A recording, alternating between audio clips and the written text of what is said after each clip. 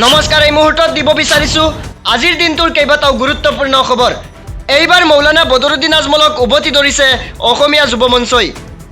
উজনিৰ বানাক্ৰান্তলৈ সাহায্য ঘোষণা কৰি বিপদত পৰিব নেকি আজমল? কিয়নো 2 কোটি টকাৰ সামগ্ৰী ঘোষণা কৰি এতিয়াও দিয়া নাই আজমলে। এইদৰে গুৰুতৰ অভিযোগ উত্থাপন কৰিছে অসমীয়া যুৱ মঞ্চই। 20 লাখ পিচ টিনপাত ঘোষণা কৰিছিল আজমলে। 20 লাখ পিচ টিনপাতৰ দাম প্ৰায় 100 কোটি টকা।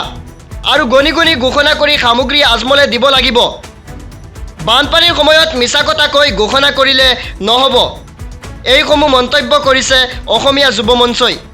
আজমলৰ ওপৰত তীক্ষ্ণ নজৰ আছে আমাৰ, এইদৰে মন্তব্য কৰিছে অসমীয়া যুৱ মঞ্চই। ঘোষণা কৰা 20 লাখ বাহু গণি গণি দিব লাগিব আজমলে। কেৱল ঘোষণাৰ ওপৰত ঘোষণা কৰি থাকিলে নহ'ব। 2 লাখ ঘোষণা কৰি 50,000 দিলে নহ'ব। যিকেইটা ঘোষণা কৰিছে সকলো দিব লাগিব মৌলানা বদৰুদ্দিন আজমলে। অলপমান সামগ্ৰী দি ফটো ভিডিঅ' লৈ বাহ দিলে নহ'ব আজমলে। এইদৰে কেইবাটাও বিস্ফোৰক মন্তব্য আগবঢ়াইছে অসমীয়া যুৱ মঞ্চই। জনাই গৈছোঁ দিনটোৰ পৰৱৰ্তী গুৰুত্বপূৰ্ণ খবৰ।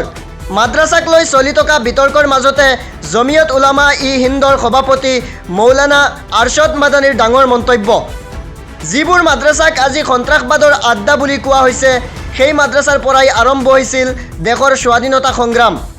মাদ্ৰাছাৰ পৰা ওলোৱা উলেমাসকলে আটাইতকৈ প্ৰথমে বজাইছিল দেশৰ স্বাধীনতাৰ বিগুল।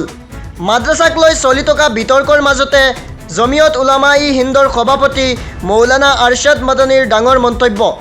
পৰৱৰ্তী খবৰ। কাছাৰৰ কাটিগড়াত শিয়ালৰ আতংক। শিয়ালৰ আক্ৰমণত শিশু মহিলাসহ 8 গৰাকী লোক আহত। 8জনৰ ভিতৰত 4জনৰ অৱস্থা গুৰুতৰ। হৰিনগৰ 2য় খণ্ড গাঁৱত সংঘটিত এই ঘটনা। এগৰাকী মহিলাক বচাবলৈ যাওঁতেই লোককেইজনক আক্ৰমণ কৰে শিয়ালে। সম্প্ৰতি শিয়ালক লৈ অঞ্চলটোত আতংকময় পৰিৱেশৰ সৃষ্টি হৈছে। জনাই গৈছোঁ পৰৱৰ্তী গুৰুত্বপূৰ্ণ খবৰ। শ্বেখ হাছিনাৰ প্ৰেছ কনফাৰেন্সৰ পিছতে বাংলাদেশৰ ক্ৰিকেটাৰ সাকিব আল হাছানৰ ঘৰত দুৰ্বৃত্তৰ আক্ৰমণ। পেট্ৰল বোমা নিক্ষেপ কৰি অগ্নিসংযোগৰ চেষ্টা দুৰ্বৃত্তৰ। মাগুৰা চহৰৰ কেশৱমৰ অঞ্চলত থকা ঘৰত আক্ৰমণ চলায় দুৰ্বৃত্তই লণ্ডভণ্ড কৰে আবালি লিডৰ প্ৰাক্তন সাংসদজনৰ ঘৰৰ সা সামগ্ৰী।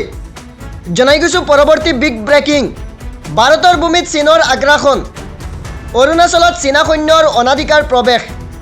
ৰঙা পতাকা লৈ ভাৰতৰ ভূমিত প্ৰৱেশ 40জনীয়া PLR দল। অৰুণাচলৰ টাকছিঙত ভাৰতীয় সেনাৰ সৈতে মুখামুখি PLR দলটো। নিয়মীয়া টহলৰ সময়তে PLR দলটোৰে মুখামুখি হয় ভাৰতীয় সেনা।